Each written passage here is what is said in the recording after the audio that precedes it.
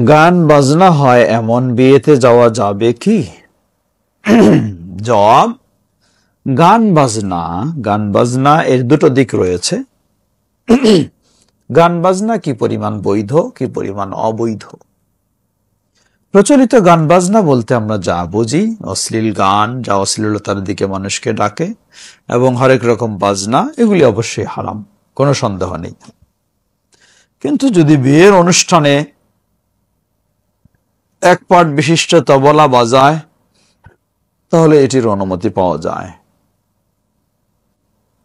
গান যদি আনন্দ প্রকাশের কিছু গান হয়, যার মাঝে কোনো অশ্লীলতা নেই, ইসলাম বিরোধী কথা নেই, শিরকি কথা নেই, বেদাতি কথা নেই, তাহলে সেটি বৈধ হতে পারে। এছাড়া আমরা বলবো যে প্রচলিত আমাদের যে বিয়েতে গান বাজনা হয়, এটি সম্পূর্ণ হারাম।